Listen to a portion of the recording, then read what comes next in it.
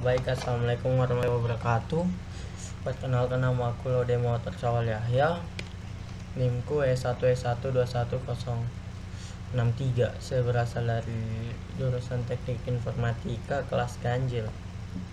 Baik, di sini saya akan menjelaskan 5 subjudul. Yang pertama introduction, yang kedua perangkat lunak, yang ketiga itu struktur sistem operasi, yang keempat itu proses dan penjadwalan, yang kelima itu proses dan sinkronisasi. Baik, ya kita masuk kelas saja yang pertama, introduction. Sistem operasi didefinisikan sebagai program yang mengatur perangkat keras komputer. Sejarah perkembangan dari introduction ini diawali pada sistem komputer yang digunakan dari depan konsol, perangkat lunak seperti assembler, leader, linker, dan komplikator, meningkatkan kenyamanan dari sistem pemrograman. Mungkin yang kedua itu haki perangkat lunak. Haki merupakan hak-hak untuk berbuat suatu atas kekayaan intelektual tersebut.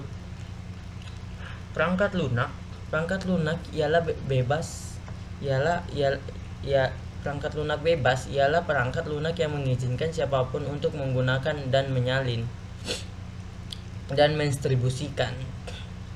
Perangkat lunak bebas mengacu pada 4 jenis kebebasan bagi para pengguna perangkatnya. Kebebasan 0, yakni kebebasan untuk menjelaskan program untuk tujuan apa saja. Kebebasan 1, yakni kebebasan untuk mempelajari bagaimana program itu bekerja serta dapat disesuaikan dengan kebutuhan Anda. Kebebasan kedua itu yakni kebebasan yang menyebarluaskan kembali hasil salin perangkat lunak tersebut sehingga dapat membantu sesama Anda. Ketiga itu kebebasan yakni kebebasan untuk meningkatkan kinerja program. Baik, di sini ada terbagi menjadi 3: aneka ragam haki, lisensi perangkat lunak, sumber terbuka atau open source. Kita bisa lihat di sini ada di aneka ragam ada hak cipta, paten, merek dagangan, rahasia dagangan, servis smart. Kalau di lisensi perangkat lunak itu ada perangkat lunak berpemilikan komersial atau semi bebas publikasi. Kalau di open source itu atau sumber terbuka ada free retribution, source code, defresh. Ya itu. Di sini juga ada 3, yaitu copy flash, flat, ilustrasi, lisensi, dan tantangan. Copyleft adalah plesetan dari copyright atau hak cipta. Atau kalau ilustrasi lisensi itu bukan merupakan satu-satunya lisensi copyleft. Terdapat lisensi lainnya seperti lisensi Aperture, Archikey, FreeDBS, Stand. Kalau tantangan perangkat keras rahasia pusat tidak bebas. Yang ketiga itu struktur sistem operasi. Struktur sederhana ada terbagi 2, struktur sederhana dan struktur berlapis. Pada awalnya sistem operasi dimulai sebagai sistem yang kecil, sederhana, dan terbatas. Lapisan-lapisan sistem operasi adalah suatu abstraksi dari XK, sekumpulan struktur data yang operasi. Mikrokernel. Beberapa kelebihan kernel mikro. Ada beberapa seperti yang ada pada sini. Ada 5 kelebihan kernel. Komplikasi kernel. Beberapa tahapan dalam komplikasi kernel: mendownload kernel, mengekstrak kernel, buat symbolic link, konfigurasi kernel, komplikasi dan komputasi meja. Secara umum komponen-komponen meja adalah fan, motherboard, hard disk, open device, flash coffee, processor, CPU, RAM, sound card, modem, neural card. Sistem prosesor jamak merupakan si betak DDK. Keuntungan sistem proses jamak adalah ada 3: peningkatan throughput, meningkatkan adalah peningkatan jumlah pekerja yang dapat waktu tertentu, peningkatan kehandalan sistem terdistribusi dan sistem terfluktuatif. Keuntungannya source sharing, cost save, itu sistem waktu nyata. Sistem dikatakan the real time jika dia hanya mengutamakan ketepatan pelaksanaan instruksi tugas, tapi interval waktu tugas tersebut dilakukan. Kalau aspek lain berupa beberapa sistem. Pertama, sistem multimedia, handal, sistem berkas, bandwidth, waktu nyata, embedded, sistem komplikasi jaringan.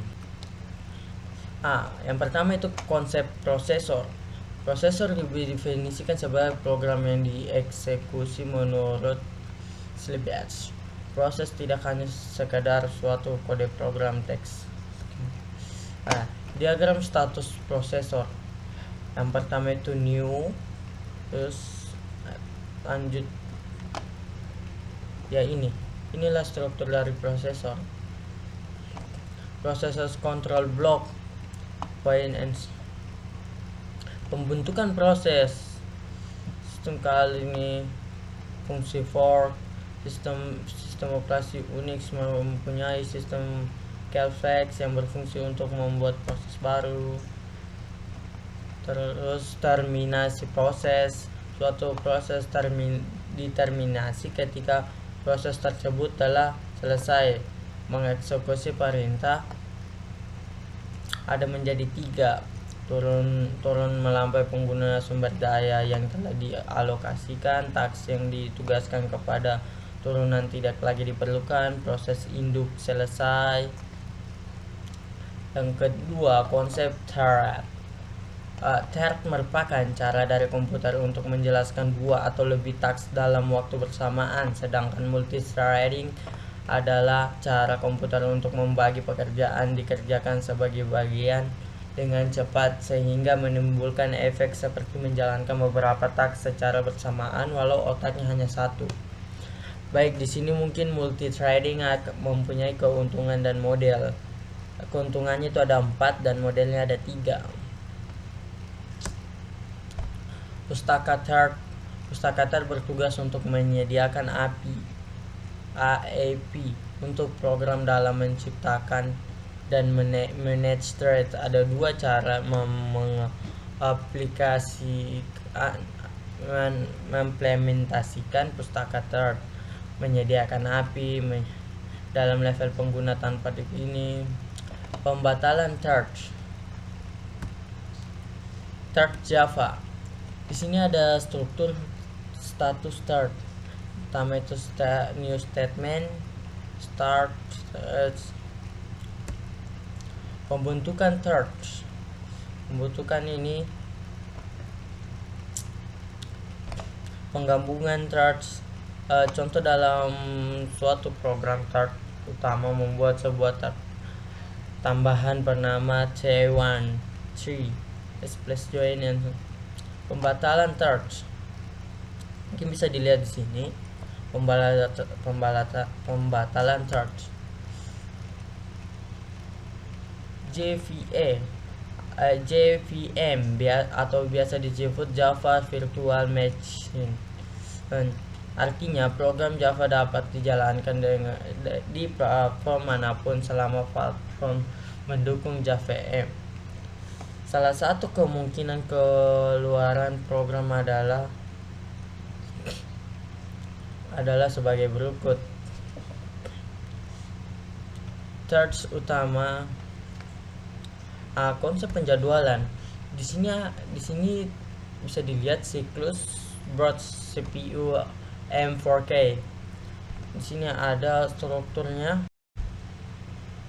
Di sini ada penjadwalan primitive dispatcher. Komponen yang lain yang terlibat dalam penjadwalan CPU adalah dispatcher. Fungsinya adalah context switching to user mode dari kernel modes, lompat dari suatu bagian di program user untuk mengulang program. Kriteria penjadwalan yang ada 7. Yang pertama itu CPU utilization, throughput, turn on time, waiting time, response time, various efficiency. 5. Algoritma penjadwalan. Baik di sini macam-macam algoritma. Multi-level feedback wedge. Algoritma ini mengizinkan proses untuk pindah antrian. Contoh kasus proses penyelesaiannya tinggal waiting time priorities queues. Bisa dilihat di sini priority scheduling. Di sini ada gambar tentang round robin, urutan kejadian dan multi-level queues. Dari gambar di samping, pengelompokan proses-proses berdasarkan prioritasnya. Kemudian muncul ide untuk menganggap kelompok-kelompok tersebut sebagai sebuah antrian-antrian kecil merupakan bagian dari antrian keseluruhan proses yang sering merupakan bagian dari antrian keseluruhan yang sering disebut dengan algoritma multi-level queues. Multi-level feedback queues bisa dilihat di sini.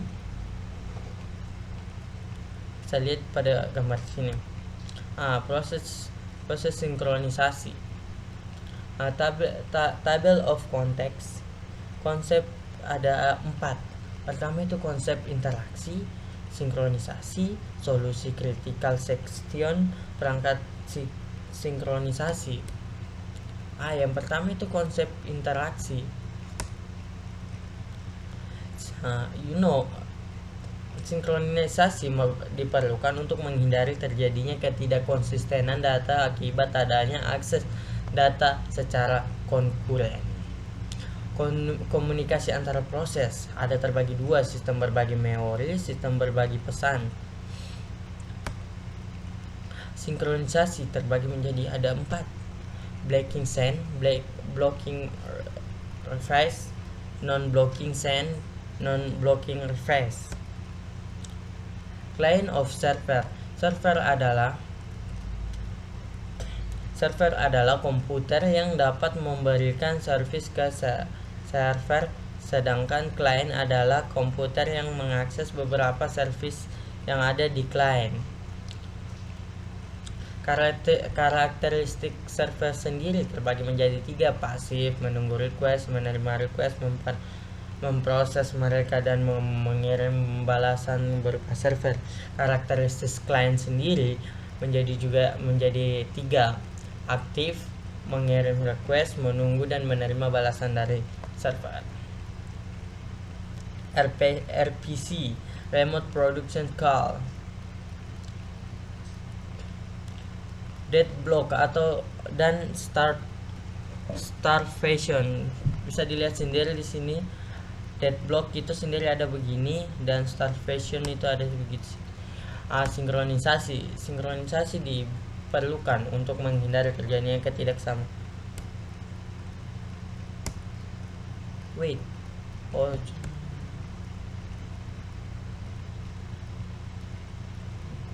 Contoh race condition dalam bahasa mesin.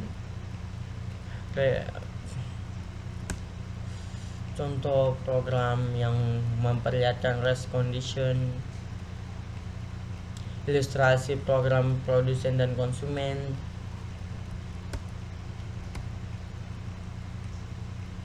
Solusi critical selection. 2 solusi memecahkan masalah critical section. Solusi perangkat lunak. Solusi ini menggunakan algoritma untuk mengatasi masalah section. Solusi perangkat keras.